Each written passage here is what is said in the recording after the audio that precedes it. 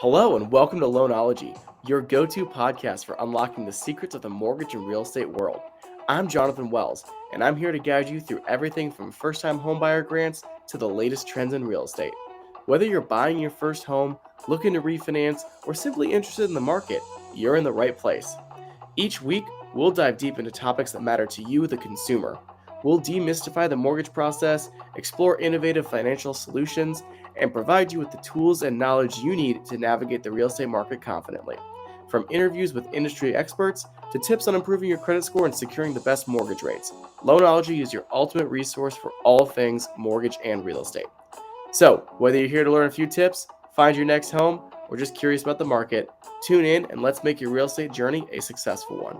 Yeah, no, I saw there was another house that my girlfriend sent me, and it was like $375, 4-bed. I think it was like a 4.3 or something like that. And it was, it looked like it had been renovated recently, big backyard, fenced in, all that stuff. And she's like, "Oh, why don't you look at this one?" I was like, "Honey, that's gonna be gone like before the weekend." Oh yeah. Like Yep. Highland is definitely where it's at for Yep. sure. And then you got Chicago proximity too, which is nice also. Especially if you do it, because you have an office that's in the suburbs. So that is probably helpful for you also. Yeah. So like when I'm doing podcasts here, it's just audio. Mm-hmm. But then I have the corporate office is in Oak Brook. So from Highland, it's a 30-45 minute drive, depending on traffic. Right, bad. And they have a full podcast studio. And they have like an actual Sony camera and everything set up there. So I can do all the video. Yeah. It's like they probably put about 20 G's into that. And, so like all the top producers go out there and just use the podcast room for everything. That's so cool. Yeah, it's great.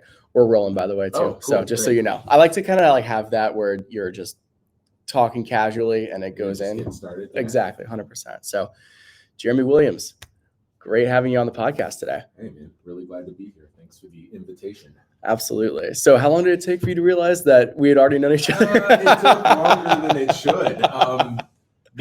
I did not connect the dots until very recently, which is really funny. But sometimes it goes that way. Oh, 100%. Yeah. So, because we met here, actually, we're recording at the co-working studio.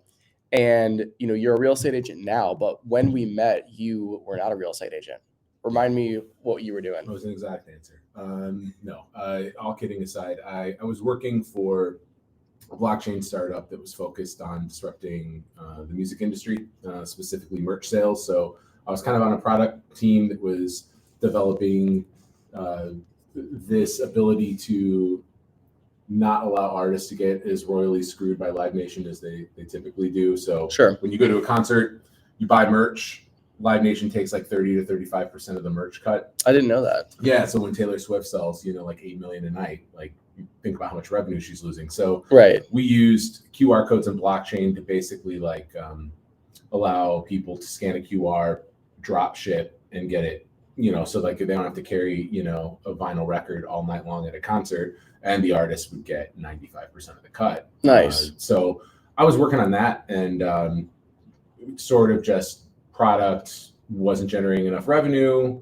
The fundraising was sort of, the burn was sort of getting to a point where my job wasn't going to be sustainable anymore. Sure. They pivoted the product away to something else.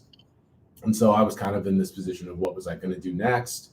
And, what I've learned, my background is really in education, and I've been a school principal, superintendent here, and then abroad also. But I think for me, what I learned I valued was time with my kids. And real estate, I was just I would have, if I'm good at this, I'll have the flexibility to be with them and be at things that running a school I won't have the flexibility to do. And so I had bought and sold from Jason Moon, and I had asked him, "Hey man, I'm thinking about getting my license. What do you think?" And he's like, "Yeah, if you get your license, let me know." So, that was, I got my license in October. Didn't take the exams right away, which, by the way, those exams are hard. Yeah. The real estate exam, I have a PhD. The real estate exam was much harder than completing my PhD. Really? Yes. Wow. Because it's a lot of rote memorization, which for someone like me is not easy. And then also you don't pass. And then it's I was 2 points away in contracts. Okay. So then every question that you retake it, you're like, all right, well, I'm going to change this one. all right, well, you changed the wrong one. Right, exactly. And so it was an arduous process to get that license done. And then started with True Blood really in March. And that, I don't know, what is it now, September? So it's crazy. It's been 6 months. Yeah, that's awesome. Well, you've had a lot of success, for being, practicing for the last 6 months. Before we get into that, I actually have a question about Live Nation and everything. I thought the artists got paid on all their merch, and then they also, I thought they would get like maybe a booking fee, part of ticket sales, and then alcohol sales too, right? Or how does that all work? No, so Live Nation eats a lot. I mean, and I've been on tour. The last tour I went on before I stopped working was with Matt Mason, and I've watched the merch cut happen where they come up and say, okay, show me your Square account. How much did you sell? All right, you owe us, X, Y. So the venue is making the majority of their money from concessions and alcohol sales. Gotcha. Ticket sales are going to the artists. They are generating revenue that way, but Live Nation's got its cut coming from everything. I mean, it's an NCAA level of brute force that they operate with. And so that was one of those things where I was a musician. It was signed to a label and toured and did that for a long time. And so it was sort of a pain point for me. I didn't have a lot of Live Nation venues that I was playing, but just the idea of people being able to afford to be creatives. And so it was kind of a passion project to get involved with. And it was really fun. It just didn't sort of take off the way it needed to and the time it needed to. Yeah, definitely. Well, and it could be one of those things where, I think that if you've opened, Pandora's box, if you will, in that area, that somebody else will come along and carry the torch to completion, which at the end of the day, that's gonna be the best thing for the artist. And, at the end of the day, like, just like NCAA, like if you're going to make money off the athletes, you should be paying the athletes, Yeah, it's a lot less fun when the rabbit has the gun, Exactly. You see, like what I think what's happening in the NCAA is really fascinating on a bunch of levels, mainly because when industry is disrupted in a significant way, Nick Saban left, right? He's like, forget it. Yeah. I don't want to deal with this anymore. Exactly. Because that game isn't something that he was comfortable playing. Yeah. I respect that.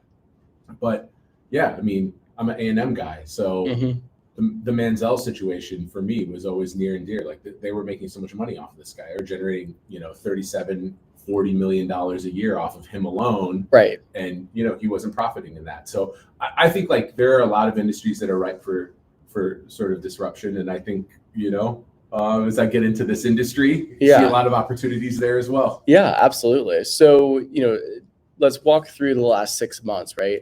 We were just talking before we shot everything live here, and you've had, arguably you've closed more in your first 6 months than most seasoned agents do in a year, So what has really led to that success for you? And what are some things you can attribute to that? Yeah. I was thinking about this, kind of reflecting on the first 6 months last week. And I think the biggest thing is don't create barriers to sales. And what I mean by that is, like, I know when you meet someone, there's this predisposition you have to want to ask what they're pre-approved for. And I've just, on a first meet, I just don't ask that. Okay. So I will show up and show them the house regardless of what they're pre-approved for two reasons. One, if they like the house, they're going to figure out whatever they have to do, whatever journey they need to go on to get pre-approved, whether it's they need better credit or they need more down payment. And then when they do that, they will come back to me. Right, exactly. Instead of going, well, what are you pre-approved for? And then, like, if I'm the buyer, I'm already like, oh, I'm not ready to do this. Like, I don't have am I supposed to have this? So for me, I just feel like that's one area of just like, this is a very anxiety-ridden experience for people, especially people who've never bought, or even people who have bought. Maybe it was a really tough journey the last time. So I think the first thing for me that's worked really well is, like, I don't require them to have a pre-approval. I just get them at the house. Like, let's go see it. Yeah. And from there, I would say the other thing that's worked for me is I don't dress like I'm both prepared for a wedding and a funeral. I dress like a normal human being. A lot of my work is in Gary, and I'm going through vacant homes, and so I'm dressed in jeans and a t-shirt. And I'm a tatted, normal looking guy. So I think a lot of times one partner will schedule, like maybe through OpCity or Realtor.com, and then drag their husband along, and then they show up and they're like, oh, like this looks like a normal guy. Like, he doesn't feel so salesy. He just feels like he's opening a door for us. Right. So real quick to bring back to your first point, I think that a lot of, and this is my hot take on like just the real estate industry in general, right? I feel like there's a lot of people that are maybe they take their time too seriously, I feel like. So, there's agents that I've talked to that are like, oh, well, it's not worth my time to go show this person that house. I'm like, you haven't closed a deal in 3 months. Like, it's absolutely worth your time to go talk to that person and to go show them a house. Because worst case, yes, you're spending money in gas, mileage, whatever to go do all that, but you don't have anything else in the pipeline. Like, go show the damn house, right? And so I think it takes to your point, it gives you that sense of realness with your client that you're going to make the barrier of entry easy to get them into the home and have them start that process. Because to your point, if they don't qualify, you're going to find out pretty quickly. And then, okay, you've wasted, an hour, maybe 2 hours of your life, depending on how far away the showing is, how long the showing takes, and, travel time back, right? But there's a million, you can be making phone calls in the car, going over there. You can be doing a lot of stuff while you're in between that showing, right? And then, to your second point about, like being, dressing like in a suit and things like that. I used to wear suits all the time. And I don't think I've worn a suit. I wore it for like a broker's open at a, $500,000 house. But that was like, exactly. And that was the last time that I dressed up. Right. And, I think that, not only do I want to be a little bit more comfortable because that just helps me flow a little bit better, but also, people are so used to if they see somebody in a suit, they're like, okay, how's this guy going to screw me over? Right. As opposed to if you're a normal person, you're having normal conversations. I feel like that does break the trust barrier. And it's causing that disruption to your point of, okay, this is how old school real estate's done. But now it's a whole different dynamic. And okay, I'm going to work with the person that I trust. And, do people appreciate people dressing up? I'm sure. But it's usually not my first time home buyer clients. So much of that is contextually specific. If I'm going to meet, older, obviously more traditional couple who wants me to do a listing appointment to view their home, I will, collared shirt, dressier jeans, dress shoes, so there is a bit of code switching that happens. Sure. And I think that is part of the emotional intelligence quotient that you have to have. To be 100%. And then I was going to say, the other thing that I think has been really huge for me is on first meet, I only ask people to sign a 1-day buyer's agency agreement. Okay, perfect. So, yeah, I'm not looking to lock you down. It's a weird ass situation for us to have never met. Mm-hmm. We go meet at a house and I'm like, hey, here's this contract. I want you to sign, you're going to work with me whether you like it or not for the next month, 2 months, 3 months, 6 months. Right. So, I always go into it like, hey, you have to sign this piece of paper legally for me to show you this house. It's weird. I get that. Let's just sign it for 1 day. If you want to work with me in the future, like we'll sign another one for longer, but I don't want you going into this feeling like I'm trying to like hoodwink you. Right. You're going to want to work with me anyways. Right. I only have so much capacity to work with buyers. Like, why don't you, let's see how today goes and then we can go from there. And often there's been times where I've also gone, this is not a good fit buyer for me. Right. And I'm not locked in for 6 months or then having to do a mutual release with them. So that I would say is the other thing that's worked well for me. Yeah, absolutely. I think that really I think people miss the boat on this in sales, especially. There's a process and most people are just like, okay, I'm going to follow the process. I'm going to do, they don't really know how to fill that in, if you will. Mm-hmm. Whereas the people that really excel at sales, they know the structure and the guidelines that they need to follow, but they also bring it to their client in the relatable way, right? Just like you did with, hey, I know this is super awkward. Like legally, I have to have this signed, but we're only gonna do it for a day. We can decide if we want to work together after it. It's really just to get us in for this one property and take a look at it, right? So yeah, I love that. Yeah, that I think, so I just think I always am focusing on removing barriers for people. Mm-hmm. And then not really selling them on, because I don't know, I wasn't doing this 6 years ago, but like, I don't feel like my job is to have the fact sheet memorized and go, oh, this is oak floors. These people through Zillow, really, they know. Right. They know what flooring is in everything. They know, it blows my mind the amount of recall these buyers have when they're walking through a property. They're like, oh yeah, the den is 26 by 14. I'm like, Jesus Christ, man. Yeah. So I really feel like a lot of it comes to the negotiation side. Yes. If we're going to write an offer, what should we go in at? Yep. Helping them through finding good lender partners for them to deal with that are local. I feel really strongly about using local lenders because I feel like having a human you can see really matters when you're talking about something of this level of importance. And you know, just trying to really gauge on that first meeting, like how anxious of a buyer or seller is this person? Is this a person that I do need to text or call every day? Is this a person who just wants to walk through the house and be left the hell alone?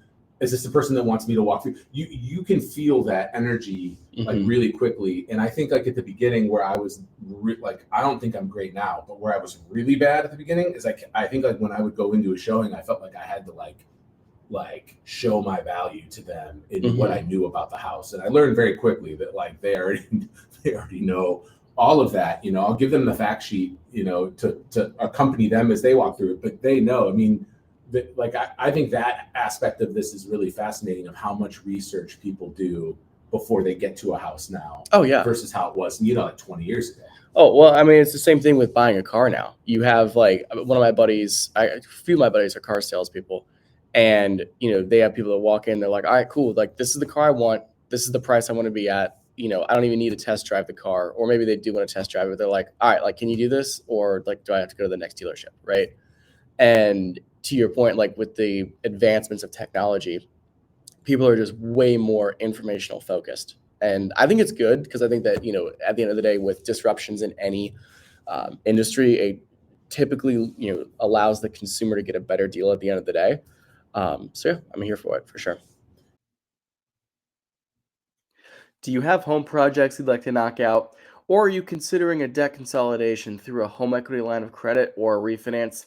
Well, I'm here to help. Jonathan Wells, mortgage specialist at the John Wells Group, powered by Leader One Financial.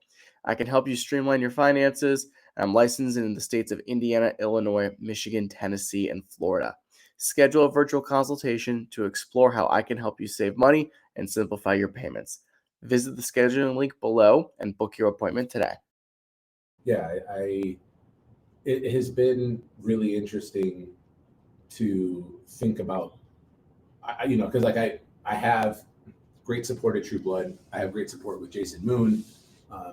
But like a lot of it has just been through trial and error and feeling what works and what doesn't.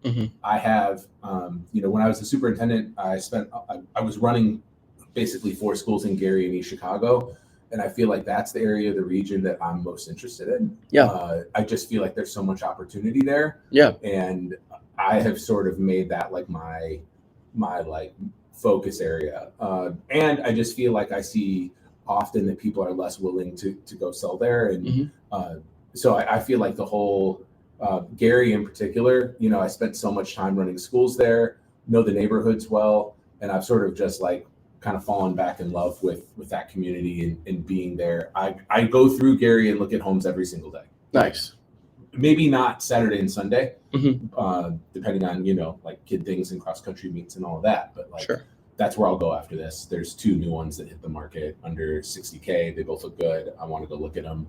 And then, you know, it's like calling people I know now through answering the phone and be like, hey, this is pretty interesting. What do you think about this? Sending them the pictures and sort of going from there. So I do think a lot of it is you have to get off your butt and you have to answer the phone and you have to try to like, I understand the notion of like not wanting to waste your time. I totally do. But, you know, one example, realtor.com lead, Opcity lead comes through. It's this lady looking for an 80K house in Gary, budget's 80K. I took it, you know, took the lead. Oh, well, she's actually buying for an investor 8 to 10 a month in Gary, 80K budget for each one. And so now there's this relationship that just came and she's like, no one will go to the home. Right. You know, no one will go take photos for me. I live out of state. I'm like, I do part of these transactions. There's like none of these. So, you know, you just don't ever really know, like opportunity is sort of everywhere and you have to, you can't really, it sounds strange to say, you can't really operate in a transactional way because you never know what's around the corner with someone. Right. You have to sort of like just put good energy and positivity toward people and then just wait for the benefit to come back versus like, what can I need to get this sale. I am under my numbers right now. Right. No, exactly. So walk me through, you mentioned there's a lot of, you see a lot of opportunity in Gary and East Chicago specifically. So what do you mean by that? Like what's going on in those areas? I mean, you just have the ability to get into the investment property game at a price that just is affordable for a lot of people who maybe I've sold to investors 7K houses, and it was they had 10K total, and their dream was to have a second property that they could rent, and in Gary you can find a great shell of a home for under 10K, and then there's areas like Etna where if you drive through Etna, everything is flipping. Mm-hmm. Everything is either being bought, being fixed, or it's been fixed. And so I think that there's opportunity there. Like if I have a first time home buyer and their budget's 110, I can take them to a 3-1 that's totally redone over in Etna. Mm. It's 10 minutes from the beach. They don't have school age kids, so they're not really worried about like, well, where will my kids go to school? They're just sort of like, they want a starter home. Right. I mean, it's a great place for them to build some equity. Right. And, I think that mindset is starting to change. Yeah. And East Chicago also, I mean, there's, I think it as we see inflation rise, you have to start looking in different places to where you can find, some advantage financially. And I don't know, I like what I see happening. I like the way Eddie Melton is leading the city too. I feel like, I've talked with some people from Nicaea, and there's just a lot of interesting things happening there with what he's looking to do potentially around zoning and helping it be more investor friendly. So I don't know. I'm really bullish on Gary. Yeah, no, that's awesome. Well, I remember too, I grew up in Portage. So the two places that were like right next, I grew up right off a county line in Portage. So it was Lake Station and then Gary, right? And it used to be like, you can't move to Lake Station. But now almost, not half my first time home buyers, but my first time home buyers that I work with are buying primarily in Hammond, Highland Griffith area, or Lake Station. Like that's really where a lot of them are getting those deals at, right? Hammond's great too. We can talk about that next. Yeah. And so, I think that to your point where like the mindset is shifting, like there's a lot of people in, the millennial generation and, Gen Z that are coming of age to purchase their homes. And most of them, they're not having kids early, So when they're looking for their first place, they don't care about school system. They don't care about, a lot of the things that traditionally people would care about. And, some of my clients that are purchasing in these different areas, they're like, oh, well, I want to buy this, but what if I can't sell it or whatever it is? And at the end of the day, it's always their decision, obviously. But a good exit strategy, if you were to purchase one of those places, is to rent it out when you leave. Mm-hmm. And if you're buying it for 110, if you're paying it down enough and you refi as rates move lower or whatever, your payment's probably gonna be around $1,000.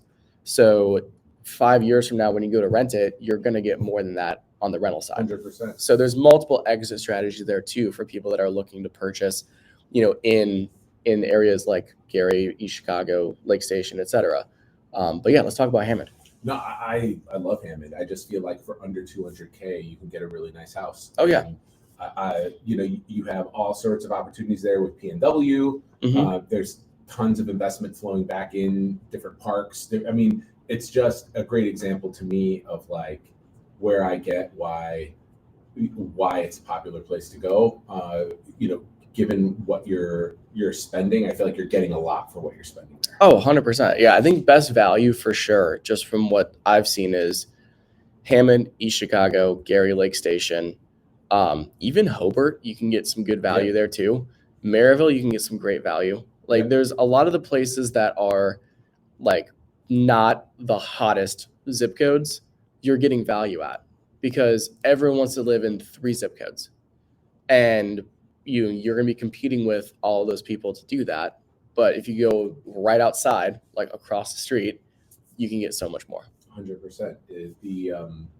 And I think your point around like people waiting to have kids and people coming of age to buy their home and being more open-minded, I definitely see that. And I think like that's the other part too, is like, even for someone who's lived here, you're raised in Portage, I was raised in Crown Point, moved away out of the country for 6 years, but otherwise I've been here. Like I forgot how badass Miller was. Like, oh yeah, I drive through there now and I'm like, how did I not spend every weekend at the dunes? Right. How did that not happen? Yeah. And so you sort of rediscover like different areas of communities when you start doing this, where you're like, wow, this is a really great place.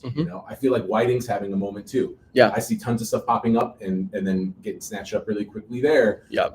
So yeah, I think there is an element of like, when I'm talking with a buyer and I'm having like an initial conversation, or they're coming, because a lot of this is Illinois folks coming over, it's just about like having some conversation. And for the Illinois folks, it's like, all right, let's spend a day and go through 3 communities and let me show you price point A, B, and C in Hammond versus Munster, as an example. Yeah. Right? But I want you to feel that. And if what matters to you, this price point is worth that price point, great, but I think sometimes people just have to go see it and feel it exactly, to get an understanding of like what a community really is. Right. Oh, 100%.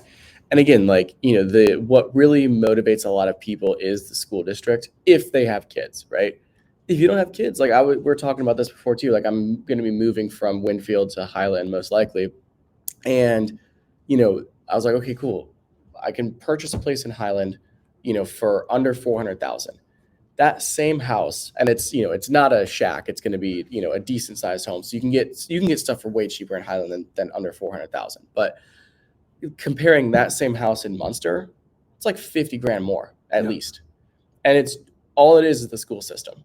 So, me sitting here being a single guy with no kids, like that, I don't really care that much about it. Right now, obviously if I wanted to get into something that I was like, okay, I can really maximize the resale value when I sell it, maybe I would go to Munster.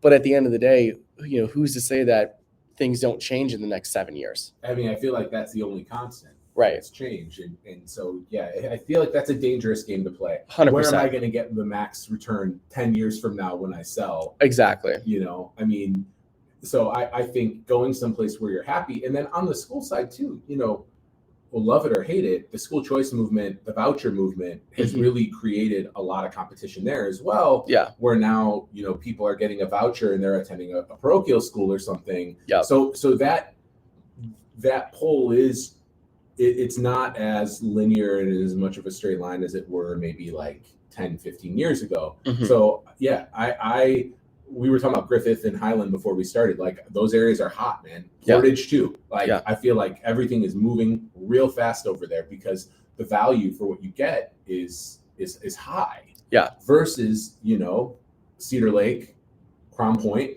Lowell,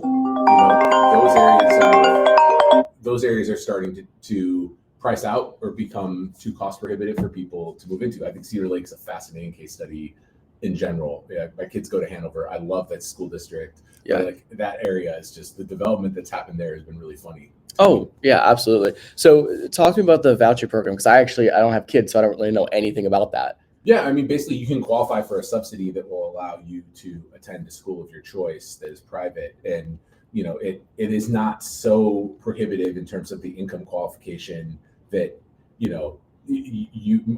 many people will qualify for that assistance. And so that takes a system of where you are in a specific area living and you're going, okay, my school options are X, Y, or Z, or there is no option because I live in this place and this is the school district, to then go, well, I can apply for a voucher and maybe I can attend this private school, or maybe I could attend this maybe it's another private school that's parochial, maybe it's another private school that is just like science focused or STEM focused or whatever, but it doesn't make it sort of like you're just sort of stuck wherever your residency is in terms of educational options anymore. Gotcha. Okay, cool. Yeah, that makes a lot of sense. And I think that, to your point, like I'm a huge fan of any industry, whether it be like government as a whole or music industry, real estate, whatever.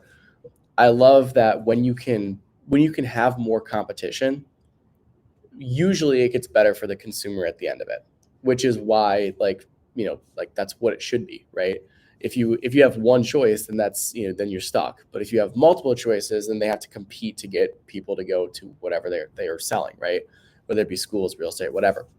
So yeah, I like that if you're promoting competition within the school districts, that allows for everyone to kind of step up their game a little bit.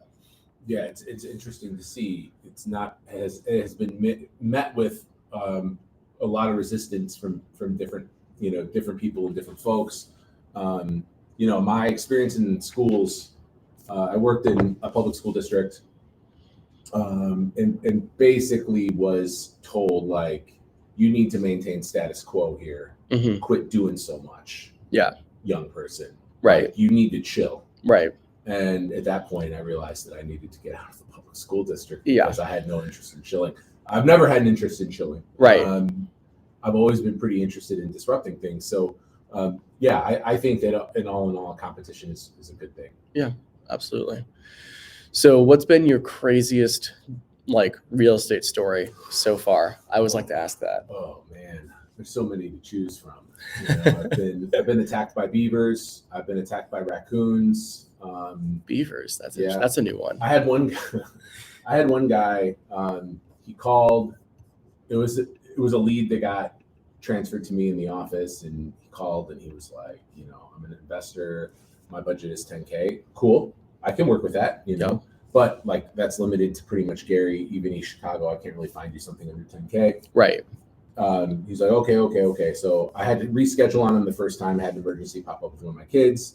We go to meet. I take him to one of my listings just to get him an idea of what, like, at that price point, what you could get. Mm-hmm. He gets out of the car. He's like, why are we in Gary? I'm like, your budget's 10K, bro. We talked about this. Right. He's like, you're wasting my time. I'm a serious investor. And he just like slammed the door and took off. Jeez. Of which, like, then I like searched this guy, like, just because I have my own carnal knowledge and some good multi-level marketing stuff that he's affiliated with, and some great content that I've enjoyed very much. Nice. Since then. So, I mean, but honestly, like, 99.5% of the humans I've met have been really good humans. Yeah. I think I've fired 2 buyers. Ever. Okay. And it was just what wasn't a good fit. It wasn't that they were jerks or anything. Yeah. It was just like their expectations weren't matching mine, and I just could tell that this wasn't going to ever lead anywhere. This was just going to keep going in circles. So no, I mean, I've had people who've asked for every single item in home. Literally, like, maybe I wrote down, I had to go through videos and like write down like maybe 155 different things, including like brooms and dustpans and things like that. So wow. Yeah, I mean, it takes all kinds, and I kind of enjoy everybody for their different quirks and idiosyncrasies that they have. I haven't really had anything too terrible or that wild. I mean, I have had some wildlife encounters, in as much as, I mean, like, I am a large guy, but I'm like also a huge baby. So that was a little scary. Yeah. So I might start arming myself for the animals when I go into some of these vacant homes. There you go. But yeah, no, it's been good. Nice. Awesome. I love that. Well, also you moonlight as a model from what I see on your Facebook. Not true. Let's set the record straight there, Jonathan. Not true. No, but when I wanted to do my real estate photos, like, I was just like, all right, I'm not doing this lame ass, like, hand on the banister, me in a suit stuff. Like, it's not me. Yeah. And that's like the least approachable human being. And no offense to the realtors out there who have those. That's great. That's probably fits your brand and it's authentic for you. For me, it's just like, no, I'm going to go to Gary. I'm going to find vacant homes and I'm going to recreate these dumbass poses. Yeah. In these homes that, everyone thinks, have been left for dead, but I think there's beauty there. So, yeah. So, my friend Ashley Green, she does great photography. She took these photos for me. There's more coming. The best is yet to come. Hell yeah. Yeah. We went all over Gary, great locations, and took some of these shots, but I felt like it really captured me. And that was the other thing. Like, I feel like my brokerage has really encouraged me to be me. Yeah.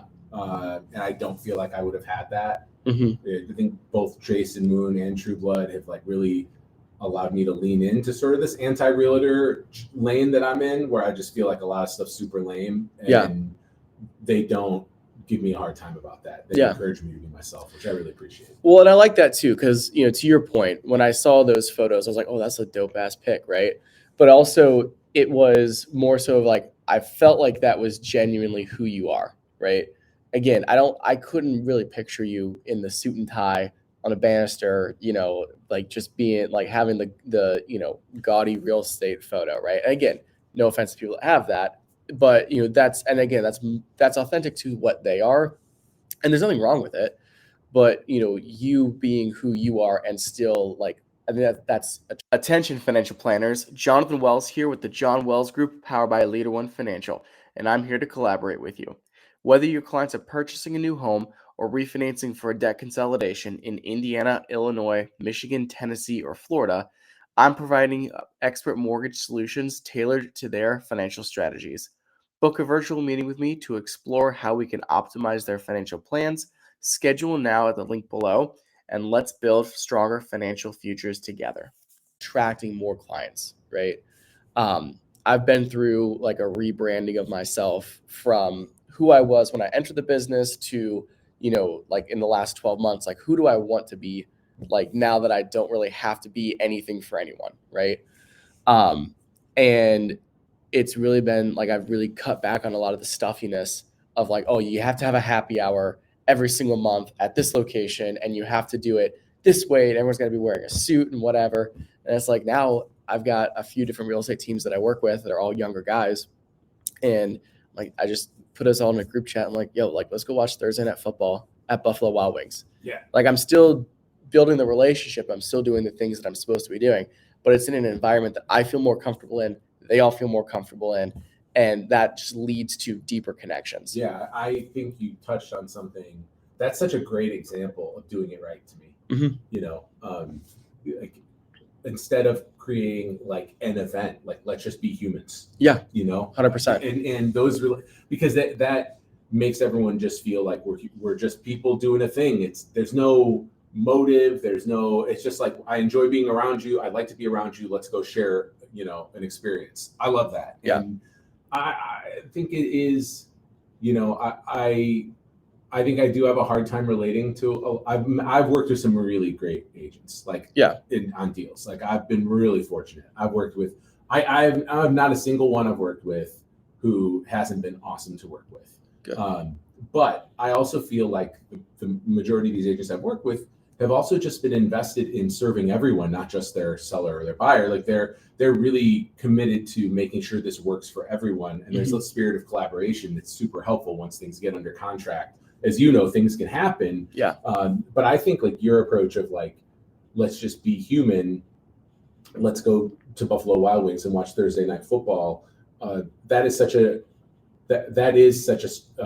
approach, relationally speaking, that's going to lead you further. Mm-hmm. And I think to your point also, like it's also really hard to know who the hell you are, and that takes time. Right. I'm 42, and I feel like I'm just starting to figure it out. Yeah. And so, I mean, I think, figuring out who you are and what you believe in and what you stand for is one thing, but then to figure out how that carries over into your business is like a whole other thing. Like, how do your personal ethics and ethos drive the way that you conduct yourself on a loan? Right. That takes like time to figure out. And I think it's interesting. You've reflected and realized like you've become a more authentic version of yourself. Mm-hmm. And not only it's like, okay, take the business. Your business even if your business didn't suffer, but you're more comfortable in your own skin. Right. Like that's just a much better place to be in general. Oh, exactly. Yeah. Because again, I think that in almost every case, if you're more authentic with yourself in how you conduct yourself in your work life, you're going to sell more just because you're more comfortable with yourself. But even if you took a 10% cut in your production, you're still making money for like if you're at the level that like we're both at in the business, like with the amount of clients we have and everything else, right? So if either of us were to take a 10% cut on our projected years, it's probably not going to make or break our life situation. But if you feel more comfortable, that gives you just more inner peace and the ability to relax more and not be so stressed out about everything. And it was funny because I went through an exercise of figuring out who my ideal client is. And I think that a lot of people, when they're trying to figure out their ideal client, they go after a specific price point, or they go after a specific loan type, or they go after a specific zip code, right? But you mentioned that you've been in the education, sector for a majority of your working life, right? And you know, this is my first career was mortgages, but I really kind of fell into educating my clients because I dealt with a lot of first-time homebuyers, and I still do, right? So my ideal client, it doesn't really matter the price point, it doesn't matter loan type, doesn't matter the zip code.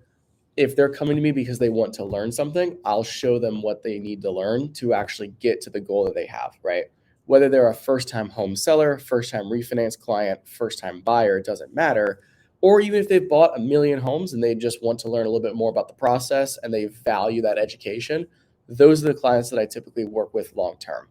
Where I don't usually work with clients is if they're being very rude, super like over the top demanding. I'm fine with a demanding client, but if you're calling me every 2 hours, I have to, you have to understand that I've got other things going on too. If you don't respect my time, then that's, a no-go zone for me. And then also, if they are, they're trying to get the lowest of the low prices and they're going to shop around with 20 different lenders. I'm like, cool, dude. Like, you're going to be well qualified. You're going to be able to get whatever you want. Go do your thing. But I'm not going to be doing this deal for $100, So there is certain things that you should be willing to pay for, and I do think that both of us in our respective funnels of the real estate industry deal with this. Like, you'll find someone to list your home for 1% if that's what you want. Right. You can find that. Right. It doesn't mean that the net result is going to be positive, smooth, and I definitely feel like on the mortgage side, you really do in many instances get what you pay for. I've had some instances with some really gnarly predatory lenders, where they've started a process with someone and they're coming to closing and they get their closing statement and like out of nowhere they were like 1% conventional or something, and now they're being asked to bring 20K to closing out of nowhere, and the deal falls apart. Like, I've dealt with one guy like that, but that is why, like, having somebody on it, I don't think the agents, maybe they do realize that how valuable a strong lender partnership is to the process, because once that thing gets under contract, having someone you trust and having someone who does the educational bit, it really, really goes a long way to making my job easier, because they're less anxious because the person who's handling the loan is in contact with them, is explaining things and breaking things down. Yeah, absolutely. 100%. And, to that point too, I think it's also going the extra mile. Like, I got a friend of mine that's, purchased a home earlier this year, and then, some life changes happen. Now she's, like almost going to be engaged to her boyfriend, and they're going to go get a place together now. So she's selling her house. They're going to go buy a place together. So I remember like going through that transaction, even though she's a close friend of mine, she's very like nervous, which again is well within her right to do so, because, I've bought 2 different places and both times I was nervous going through the process, and I do this for a living. Right. So, whenever like the first loan estimate went out yesterday and we had to get that signed so we can order the appraisal right away. Right. So loan estimate goes out. I told them their cash to close was going to be like 24,000, and the loan estimate's going to go out. I have it all set up. I'm working the file. I know when it goes out, it's going to say $27,000. So I shoot a text over to her, say, hey, yeah, I need to get that loan estimate signed so we can order the appraisal. Just so you know, it shows 27,000. That's because we don't have the tax credit reflected yet. I know it's going to be enough to get you to the 24,000, but until I actually have that credit from the title company, I can't put it in the file. So now I've gotten ahead of that objection. And anytime you get ahead of something like that, it builds trust instead of them having to call you. Maybe they call you when you're in an appointment, so they can't get to you right away. Now they're freaking out. They call their dad. Now their dad sends them somebody else. Like, it's. I would say this in schools as a principal all the time. I was like, call the parent before the child gets home. Yeah. Please. Yeah. Like if something happened, they got hurt, maybe they just fell and they're going to come home with a skinned knee and they're in kindergarten. Like, call the parent first so that they know what's going on before their child tells them, because there is a sense of getting ahead of it that really and conversely, like when your child comes home from school and they have a gaping wound on their knee and you Right. don't know why, Yeah. that makes you emotionally respond. And similarly, like you're going through this process, you're trying to buy a loan or you're trying to buy a home, and you all of a sudden get an email sent and you see 27 instead of 24, and you're going, oh my God, where am I? So it's like it creates an emotional response, and that friction makes the process worse for everyone. It makes it worse for you because now you're getting upset calls from people. Yep. So yeah, that foresight to get ahead of it and go, hey, this is why this says this, be easy. It's going to be fine. It matters a lot. Oh, 100% for sure. So yeah, no, I appreciate it. Well, is there anything else you want to add on here? Oh, I don't know. Yeah, I don't think so. I think we've pretty much covered it all. I don't know what else there is to say. Perfect. Here. Yeah, well, we'll just leave it with you got a pretty bitchy man cave. I see the pictures on Facebook. That's I'm proud of my kids, but like Yeah. the man cave is definitely like 1A 1B situation. Oh yeah, there. exactly. Yeah. I was gonna say that is something like I was really reticent. I was not excited about creating a Facebook page. It's not something I participated in for 20 years. Right. And Jason Moon was like, hey man, like you need to do it. And I'm like, all right, I'll do it. But like, I'm not going to make like a professional one. It's just going to be me. It's going to be small. It's going to be like, once people are working with me, like I'll grow it slowly through like people I know, but like, it's going to be memes and it's going to be man cave videos and it's going to be complaining about the Bears or the White Sox, and it'll be real estate stuff. Like it's not, I'm not doing a real estate Facebook page. Right. It's not happening. And that has been good. There has been some business that's come from that. But again, I think like it was, I'm not a big social media person. So that was a hard thing for me to get over. And I do feel like the promotional end of it is hard for me. Mm-hmm. I'd much rather someone else say something about me and share that than me be like, right, just close. Right. No, for sure. It's hard. I struggle with that a lot. And I know that there is a correlation, maybe even a causation to business that comes from that, but it's not something that's really natural for me in any way. Yeah, I can definitely see that. And I think too, like, I post the clear to close things, but it's really, I do that as a way to be able to shout out the real estate agent because I tag them in it and everything. And it is a self-promotional thing. Like, let's be honest. It is a self-promotional 100%. thing. But it's also like, hey, let's celebrate our win together, right? And then, pretty much everything else is usually either a review that's posted or I'm trying to give more education so that people, they're still seeing me and they still know that like it is promotional content for me, but it's phrased in a way of instead of, hey, look at me, this is what I'm doing. It's, hey, if this applies to you and you think that you can't buy a house, let me know. I might be able to help you out. Right. Yeah. So I think that's the direction. That is like value add promotion. Right? Yes. And that was one of the things when you were talking about the education.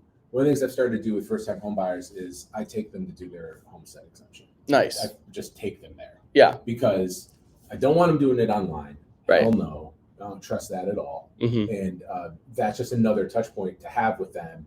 And it's after like the transaction is closed, they've moved, and it's just another sort of touch point to be like the relationship did not end at this moment. So let me take you to the government center and let's go do this together. Yep. So I do feel like the educational component is really huge, and that is such a value that you're providing to your clients. And I'm looking into thinking about ways to do more of that as well. I have an interest in education, obviously. But yeah, this has been a lot of fun. I really appreciate you having me, John. Yeah, I appreciate it. This is probably the least technical episode you've ever had of your podcast. It's probably the most entertaining too. So okay, hopefully that's the case. Where can people find you? You can find me just wandering the streets of Gary between typically 30th and 45th, pretty much any day. Nice. But all joking aside, you can just find me on Facebook, Dr. Jeremy Williams. You can find me on Instagram, Doc Sells Homes, or you can just like Google me and find me that way. You could probably find my MySpace too. Nice. You could, however you want to get a hold of me. I'm really, I've been really fortunate to have a hot start, Mhm. but it's just a start. So I'm ready to help whoever needs to be helped. Love it. Awesome. Thank you. No, my pleasure.